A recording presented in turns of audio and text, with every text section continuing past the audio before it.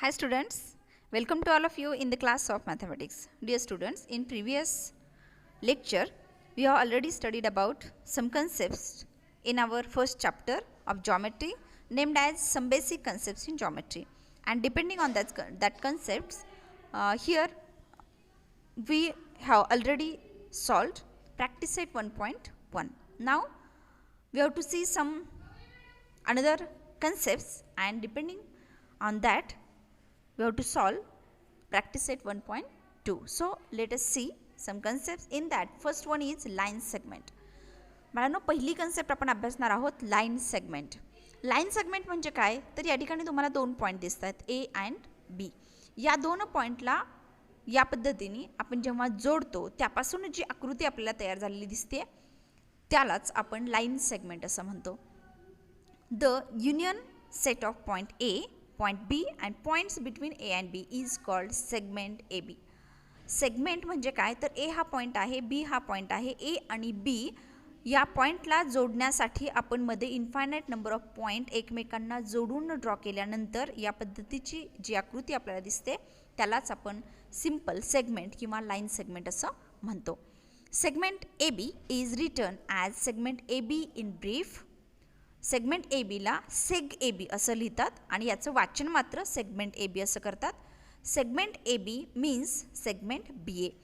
Segment A B किंवा B ए दोन्हीचा अर्थ सेम आहे. यालाच तुम्ही सेगमेंट ए बी म्हणू शकता, यालाच तुम्ही सेगमेंट बी ए असंही म्हणू शकता. Point A and point B are called the end points of segment A B. यामध्ये जे पॉईंट ए आणि पॉईंट बी आहेत यांनाच end point of segment A B असं म्हणतात, ज्याने या सेगमेंटचा शेवट होतोय.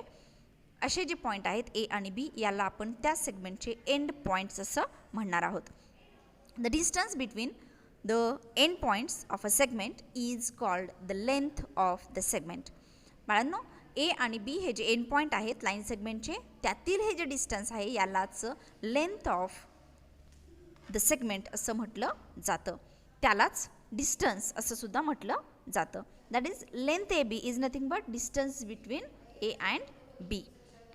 जर समजा length A B equal to 5 असं असेल तर तुम्ही distance between A B equal to 5 असं म्हणू शकता, किंवा ए बी इक्वल टू 5 असं लिहिलं तरी सगळ्यांचा मिनिंग हा सारखाच आहे. आता आपण पाहणार आहोत रे ए बी. रे ए बी, मग लाईन सेगमेंट आणि रे या दोन्हीमध्ये काय फरक आहे तर तुमच्या लक्षात येईल.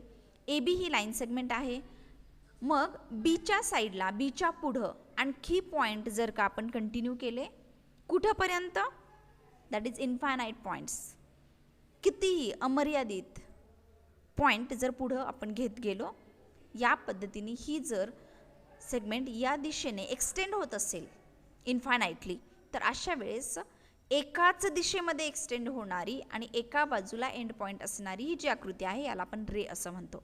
ठीक आहे. तर suppose A and B are two distinct points.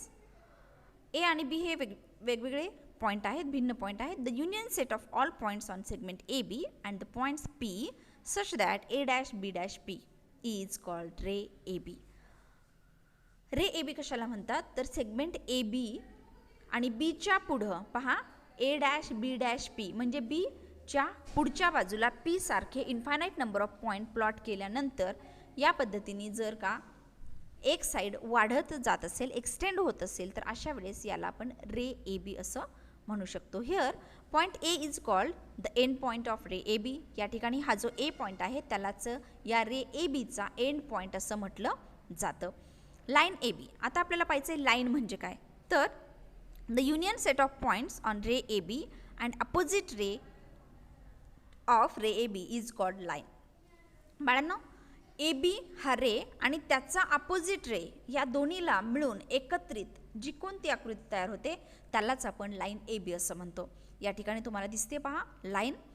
हा जो सेगमेंट आहे एच्या साईडने एक्सटेंड झाला, बीच्या साईडने सुद्धा एक्सटेंड झाला, तर अशा वेळेस ही जी आकृती आपल्याला मिळते त्याला आपण लाईन असं म्हणतो. Extend in one dimension represented by line represented with straight line with two arrowheads to indicate that the line extends without end in two directions. या ठिकाणी तुम्ही पाहू शकता दोन्ही बाजूला टू ॲरोहेड्स, दोन्ही बाजूला आपल्याला ॲरोहेड्स दिसतात आणि हे ॲरोहेड्स काय इंडिकेट करतात तर line extends without end in two direction. दोन्ही बाजूला एंड न होता ही लाईन एक्सटेंड होत असते, वाढत असते. आणि अशा पद्धतीची ही जी लाईन आहे त्याला आपण लाईन ए बी असं म्हणणार आहोत. या ठिकाणी लाईनचा अर्थ स्ट्रेट लाईनच तुम्ही कन्सिडर करणार आहात.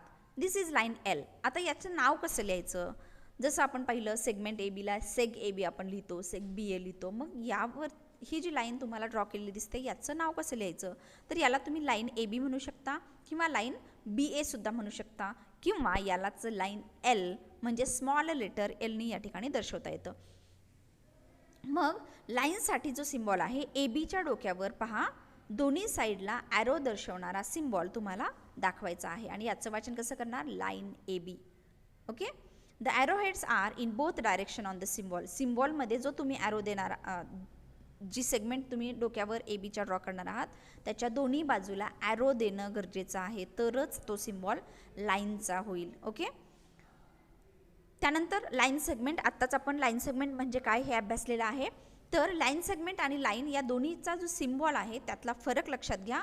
लाईनच्या डोक्यावर तुम्ही दोन्ही बाजूला ॲरो असणारा सिम्बॉल देणार आहात आणि लाईन सेगमेंटच्या डोक्यावर तुम्ही सिंपल एक आडवी छोटीशी रेष ओढणार आहात. ठीक आहे. तर याचा अर्थ काय होतो? तर लाईन ही दोन्ही बाजूला अमर्यादपणे इन्फायनाइटली एक्सटेंड होते, वाढत जाते, परंतु सेगमेंट वाढते का? नाही, त्याला एंड पॉईंट आहेत आणि म्हणून लाईन सेगमेंटला ॲरो दाखवायचे नाहीत. The line segment does not extend without end. It has end points. In this case A and B. The segment contains all the points on the line between A and B. सेगमेंटमध्ये काय आहेत? ए आणि बीच्या मधले फक्त point आहेत, परंतु line ही ए आणि बीच्या आउटसाईड सुद्धा, बाहेरील भागामध्ये सुद्धा ती एक्सटेंड होत असते. हा मुख्य फरक आहे लाईन आणि लाईन सेगमेंटमधला. ओके. आता आपण पाहणार आहोत ray. Let us look at ray.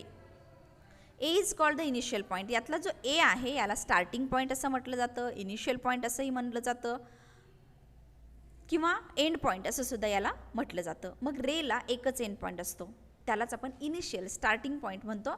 ए पासून बीकडं मात्र ही लाईन किंवा हा जो रे आहे तो एक्सटेंड होतो. एकाच डायरेक्शनमध्ये रे हा एक्सटेंड होत असतो. Ray A B extends in one direction without end.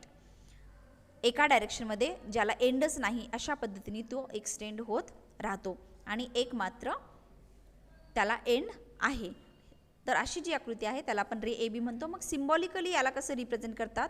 तर ए बीच्या डोक्यावर जसा रे असतो त्याच पद्धतीचा सिम्बॉल तुम्ही दाखवणार आहात एकाच बाजूला आणि हा रे राईट हँड साईडलाच असला पाहिजे.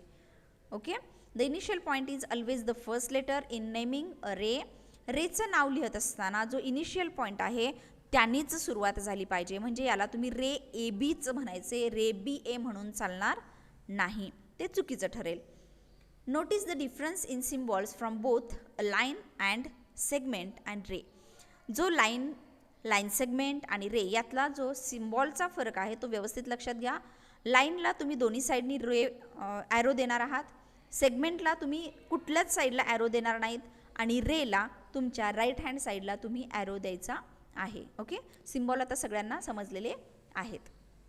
आता इथं परत आपण सिम्बॉल अलर्ट करतोय, सिम्बॉलमधील डिफरन्स सांगतोय.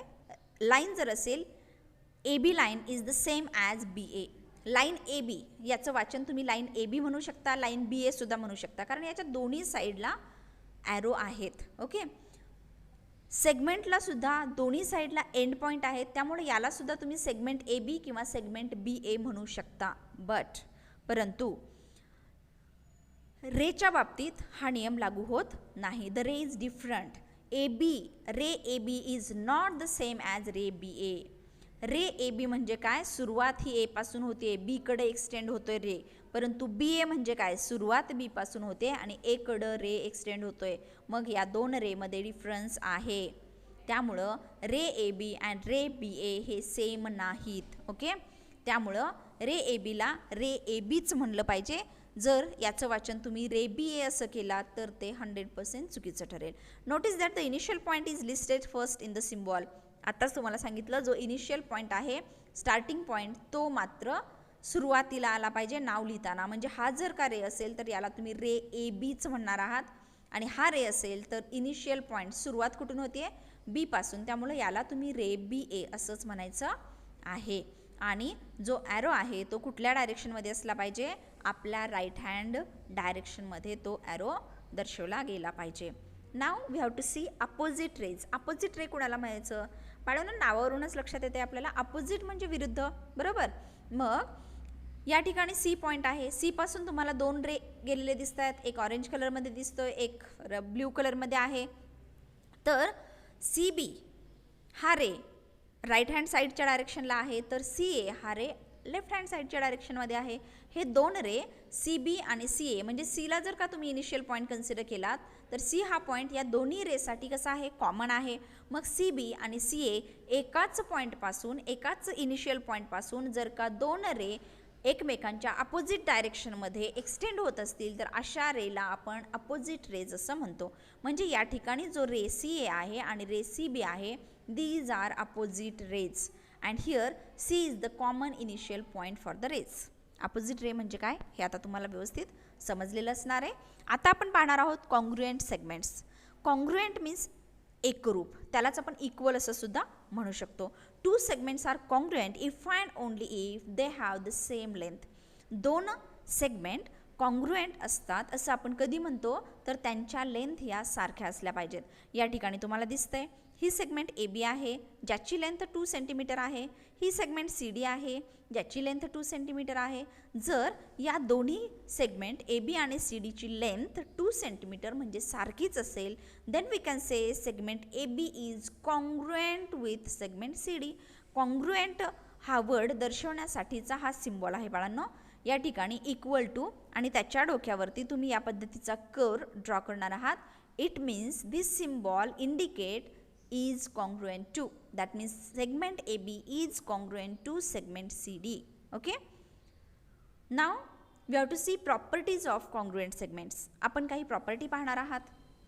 बघा, रिफ्लेक्सिव्हिटी पहिली प्रॉपर्टी आहे. रिफ्लेक्सिव्हिटी पहा, तुम्ही स्वतःला जेव्हा आरशामध्ये पाहाल तेव्हा तुमची एक्झॅक्ट प्रतिकृती आरशामध्ये दिसते.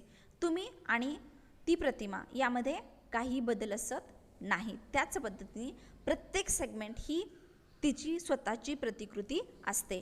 म्हणजेच प्रत्येक सेगमेंट ही स्वतःशी कॉन्ग्रुएंट असते. Segment A B is always congruent with segment A B. This property is called as reflexivity, property of congruent segments. Second आहे सिमेट्री. पहा बाळांनो, जर का एक्स आणि वाय हे 2 विद्यार्थी आहेत, एक्सला जेवढे मार्क आहेत तेवढेच जर वायला आहेत. मी काय म्हटलेलं आहे, एक्स या विद्यार्थ्याला जेवढे मार्क आहेत तेवढेच मार्क वायला आहेत. याचाच अर्थ काय आहे, वायला जेवढे मार्क आहेत तेवढेच एक्सला आहेत, बरोबर. हे वेगळं सांगण्याची गरज आहे का, नाही. म्हणजेच सेम प्रॉपर्टी आपण सेगमेंटसाठी अप्लाय करू शकतो. If segment A B is congruent to C D, A बीची जेवढी लेंथ आहे तेवढीच जर सी डीची असेल, that implies C D and A B also same. That means if segment A B is congruent to segment C D, then segment CD is also congruent to segment AB. Okay, this is called symmetric property of congruent segments. Now, third one, the third property is transitivity. Transitivity in that, suppose 3 students are there, naming PQR. PQR असे 3 विद्यार्थी आहेत. मी असं म्हटलं, P ची जेवढी height आहे तेवढीच Q ची आहे. P आणि Q ची हाईट सारखी आहे. Q आणि R हे जे 2 विद्यार्थी आहेत त्यांचीही हाईट सारखी आहे, बरोबर. परत रिवाइज करते पहा, P Q R 3 विद्यार्थी आहेत. P ची जेवढी हाईट आहे तेवढीच Q या विद्यार्थ्याची हाईट आहे आणि Q या विद्यार्थ्याची हाईट जेवढी आहे तेवढीच R या विद्यार्थ्याची आहे. मग P आणि R या विद्यार्थ्यांची हाईट सुद्धा सारखीच असेल हे सांगण्याची गरज आहे का, नाही. सेम प्रॉपर्टी आपण सेगमेंटसाठी अप्लाय करणार आहोत. If segment A B is congruent to C D, A बीची लेंथ सी डी इतकी आहे and segment C D is congruent to E F, C डीची लेंथ ई एफ इतकी आहे. पहा, ए बीच्या इक्वल सी डी आहे आणि सी डीच्या इक्वल ई एफ आहे. याचाच अर्थ तुम्ही इझिली सांगू शकता A B is congruent to E F. Okay, segment A B is congruent to segment E F. ही जी प्रॉपर्टी आहे याला म्हणतात transitivity property of congruent segments. Okay, now let us see mid point. A mid point is the point that is the same distance from each end point. पहा, line सेगमेंटचा mid point आपण घेतो. ही line segment A बी आहे, त्यामध्ये हा M point आपल्याला दिसतोय. हा यम म्हणजे मिड पॉईंट कधी असू शकतो, तर यम पासून बी पर्यंत जेवढं डिस्टन्स आहे तेवढंच डिस्टन्स यम पासून ए पर्यंत असेल. म्हणजेच A M equal to M B असं जर असेल तर यमला सेगमेंट ए बीचा मिड पॉईंट असं म्हटलं जातं. अ mid point is the point that is the same distance from each end point. आता तुमचं क्लिअर झालं असेल. For a segment with endpoints A and B, it is found using the formula. Midpoint find out कसा करायचा? M is equal to half of length AB. Half of length of AB. Okay. If A dash M dash B and segment AM is congruent to segment MB, then M is called the midpoint of segment AB. जर M हा point A आणि बीच्या मध्ये आहे, म्हणजेच A dash M dash B या सिच्युएशनमध्ये असेल आणि ए एम हा सेगमेंट आणि एम बी हा सेगमेंट हे कॉन्ग्रुएंट असतील, म्हणजे त्यांची लेंथ सेम असेल, then the point M is called mid point of segment A B. यामध्ये ए एमची लेंथ जर का तुम्हाला विचारली तर ती असते half of A B. M बीची लेंथ जर का तुम्हाला विचारली that is also half of A B. A बीच्या निम्मी असते. ओके. या ठिकाणी ए एम असायला पाहिजे होतं. A M equal to half of A B किंवा B M equal to half of A B. Okay. Every segment has one and only one mid point. प्रत्येक सेगमेंटला एक आणि एकच मिड पॉईंट असतो. आता यापेक्षा या साईडला थोडं जरी तुम्ही सरकवलात तर डिस्टन्स चेंज होतं. हा मोठा होतो, हा छोटा होतो. या साईडला तुम्ही थोडंसं पॉईंट सरकवलात तर ए एम हे डिस्टन्स मोठं होईल, एम बी लहान होईल. तर अशा पद्धतीने प्रत्येक सेगमेंटला एक आणि एकच मिड पॉईंट असतो. Okay. Now comparison of segment. दोन सेगमेंटचं कंपॅरिझन कसं करू शकतो बरं आपण? सेगमेंटचं कंपॅरिझन सेगमेंटच्या लेंथवर. बरोबर. कंपेअर करणं म्हणजे लहान मोठेपणा ठरवणं. कुठली सेगमेंट लहान आहे, कुठली सेगमेंट मोठी आहे हे ठरवणं म्हणजेच सेगमेंटचं कंपॅरिझन करणं. मग ए बी आणि सी डी या दोन सेगमेंट तुम्हाला या ठिकाणी दिसत आहेत. If length of segment A B is less than the length of segment CD, then it is denoted by segment AB is less than CD. या ठिकाणी पहा, AB लहान दिसते CD पेक्षा, मग AB कडं लहान टोक आणि CD जे मोठं आहे त्याच्याकडं मोठं टोक. या पद्धतीने आपण लेस दॅनचा सिम्बॉल या ठिकाणी यूज करायचा आहे. किंवा यालाच तुम्ही CD is greater than AB. AB लहान आहे CD पेक्षा, म्हणजेच CD मोठा आहे AB पेक्षा. त्यालाच मग तुम्ही segment CD is greater than segment AB असं म्हणू शकता. ठीक आहे. लेस दॅन किंवा ग्रेटर दॅन दोन्हीपैकी कुठलाही एक सिम्बॉल तुम्ही दर्शवू शकता. पण दर्शवताना जो मोठा आहे सेगमेंट CD या ठिकाणी मोठा आहे, त्यामुळे हे जे मोठं टोक आहे सिम्बॉलचं ते मोठ्याच सेगमेंटकडं असलं पाहिजे.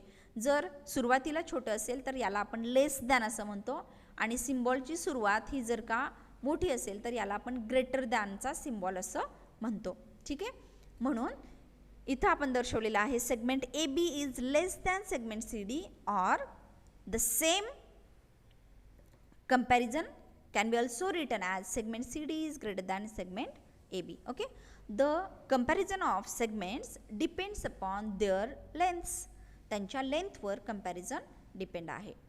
Now we have to see perpendicularity of segments. सेगमेंटची परपेंडिक्युलरिटी पहा, ही सेगमेंट ए बी आहे आणि ही सेगमेंट सी डी आहे. हे दोन्ही परस्परांना जर 90 डिग्रीमध्ये इंटरसेक्ट करत असतील, अर्थातच हे सेगमेंट परस्परांना परपेंडिक्युलर आहेत. If the lines containing two segments, two rays or a ray and a segment are perpendicular to each other, then the two segments, two rays or the segment and the ray are said to be perpendicular to each other. आता याचा अर्थ काय? जर दोन line परस्परांना perpendicular असतील तर त्या लाईनवर असणारे सेगमेंट हे सुद्धा परस्परांना परपेंडिक्युलर असतात. समजा ए बी हा रे आहे आणि सी डी हा रे आहे, हे परस्परांना परपेंडिक्युलर असतील तर त्या रेवर असणारे सेगमेंट ए बी आणि सी डी हे सुद्धा परस्परांना परपेंडिक्युलर आहेत असं आपण म्हणू शकतो. बरोबर. तर परपेंडिक्युलर म्हणजे काय? ते परस्परांना 90 डिग्रीमध्ये इंटरसेक्ट केले पाहिजेत. Okay. In the above figure segment A B is perpendicular to line C D. Segment A B is perpendicular to line C D. Okay, किंवा तुम्ही म्हणू शकता segment A B is perpendicular to ray C D. Ray C डीला सुद्धा segment A B perpendicular आहे. आता रे C D म्हटल्यावर हा भाग येणार नाही, सी पासून हा खालचा भाग त्या ठिकाणी आपण रे सी डी म्हणून कन्सिडर करू शकतो. Okay, now next one, distance of a point from a line. एखाद्या पॉईंटपासून एखाद्या दिलेल्या लाईनपर्यंतचं डिस्टन्स म्हणजे नेमकं काय, तर if a segment C D is perpendicular to A B. जर सी हा बाहेरील पॉईंट आहे आणि त्या पॉईंटपासून ए बी या सेगमेंटवर परपेंडिक्युलर ड्रॉ केला आहे, ज्या ठिकाणी परपेंडिक्युलर मिळाला त्या ठिकाणी डी असं नाव दिलं. याचा अर्थ सी डी आणि ए बी हे परस्परांना परपेंडिक्युलर असतील, then the length of segment C D is called the distance of point C from line A B. तर ह्या सी पॉईंटपासून लाईनपर्यंतचं डिस्टन्स जर का फाईंड करायला सांगितलेलं असेल बाळांनो, तर पहा परपेंडिक्युलरच डिस्टन्स आपल्याला त्या ठिकाणी घ्यायचं आहे. जर का तुम्ही या पद्धतीने डिस्टन्स घेतलात, लाईनपर्यंतच डिस्टन्स आहे ना, हे पण लाईनपर्यंतच डिस्टन्स आहे, हे सुद्धा लाईनपर्यंतचं डिस्टन्स आहे. मग असे इन्फायनाईट नंबर ऑफ डिस्टन्स तुम्हाला मिळतील आणि प्रत्येकाची लेंथ ही सुद्धा भिन्न असेल. ही लेंथ वेगळी असेल, ही लेंथ वेगळी असेल, ही लेंथ वेगळी असेल, बरोबर आहे. हळूहळू जसजसं तुम्ही पुढे जाल तशी लेंथ वाढताना तुम्हाला दिसेल. तुम्ही ऑब्झर्व करू शकता, तुम्ही डायग्राम काढून बघा तुमच्या नोटबुकवर. मग काहीतरी फिक्स असलं पाहिजे ना, तर त्यासाठी नियम म्हणून तुम्ही लक्षात ठेवू शकता, जेव्हा केव्हा तुम्हाला एखाद्या पॉईंटपासून लाईनपर्यंतचं डिस्टन्स फाइंड आउट करायचं आहे, तर ते डिस्टन्स परपेंडिक्युलर डिस्टन्स असलं पाहिजे, तरच प्रत्येकाचं आन्सर हे सेम येणार आहे. आणि म्हणून एखादा पॉईंट बाहेर दिलेला असेल तर त्या पॉईंटपासून लाईनपर्यंतचं डिस्टन्स जर का तुम्हाला फाइंड करायचं असेल तर परपेंडिक्युलर ड्रॉ करायचा आणि त्या परपेंडिक्युलरचं डिस्टन्स म्हणजेच त्या पॉईंटपासून त्या लाईनपर्यंतचं distance. Okay, the point D is called the foot of the perpendicular. हा जो डी पॉईंट आहे, ज्या पॉईंटवर आपण परपेंडिक्युलर ड्रॉ केलेला आहे, याला म्हणतात फूट ऑफ परपेंडिक्युलर. परपेंडिक्युलरचा foot, base. Okay, if length of C D equal to A, ही जी सी डी लेंथ आहे ती समजा ए आहे, then the point C is at distance A from the line A B. C डीची length जर A इतकी असेल किंवा 10 सेंटीमीटर आहे, तर हा सी पॉईंट या लाईनपासून 10 सेंटीमीटर डिस्टन्सवर आहे असं आपण म्हणू शकतो. ओके, तर बाळांनो अशा पद्धतीने ज्या कन्सेप्ट आपल्याला समजणं गरजेचं होतं त्या सर्व आपण समजून घेतलेलं आहे. यावर आधारित जो प्रॉब्लेम सेट 1.2 आहे तो पाहूया आपण नेक्स्ट व्हिडिओमध्ये. Bye bye, take care, see you.